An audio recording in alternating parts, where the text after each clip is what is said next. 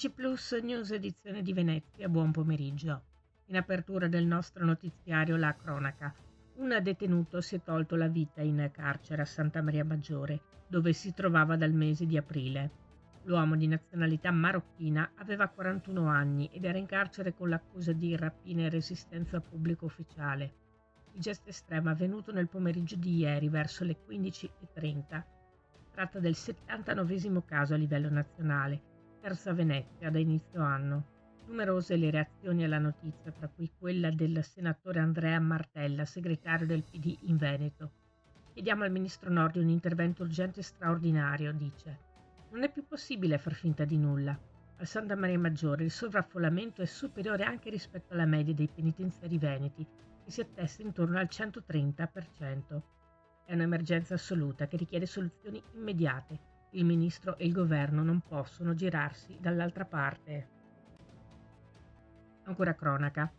In atto importanti avvicinamenti tra i dirigenti e i funzionari della Polizia di Stato in servizio a Venezia, a seguito di una riorganizzazione interna conseguente ai recenti trasferimenti.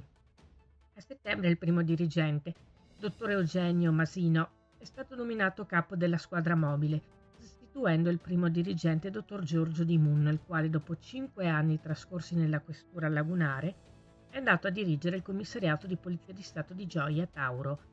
Inoltre, da lunedì 28 ottobre scorso, il primo dirigente della Polizia di Stato, dottoressa Elena Iolanda Ceria, ha assunto l'incarico di nuovo dirigente della Polizia Amministrativa e Sociale della Questura di Venezia, in sostituzione del primo dirigente della Polizia di Stato, dottoressa Tullia Galliussi, chiamata a dirigere il gabinetto regionale della Polizia Scientifica di Padova.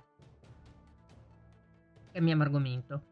La città metropolitana di Venezia comunica che dalle ore 9 di lunedì 11 novembre e fino alle ore 17:30 di venerdì 22 verrà chiuso al traffico un tratto della strada provinciale 34 Mirano-Pianiga, nel comune di Pianiga, per consentire la messa in sicurezza del ponte che insiste sullo scolo Cavin Maggiore.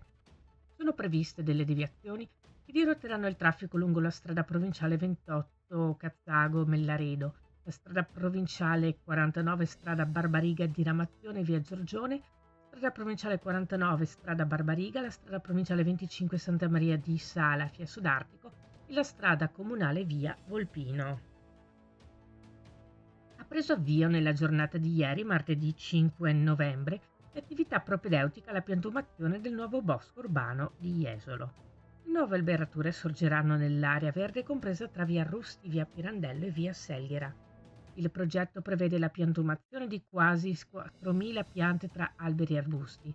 Ieri gli addetti ai lavori hanno provveduto alla corretta definizione degli spazi per distribuire correttamente le diverse specie arboree che verranno messe a dimora a partire dalle prossime settimane. L'intervento principale consiste nella piantumazione di 3.834 piante, tra cui querce, frassini, alberi, betulle, pioppi, puntani e altre specie. Già installate invece le 4 bacheche ai 4 ingressi dell'area verde. Questa era la nostra ultima notizia. Grazie per essere stati con noi. Arrivederci.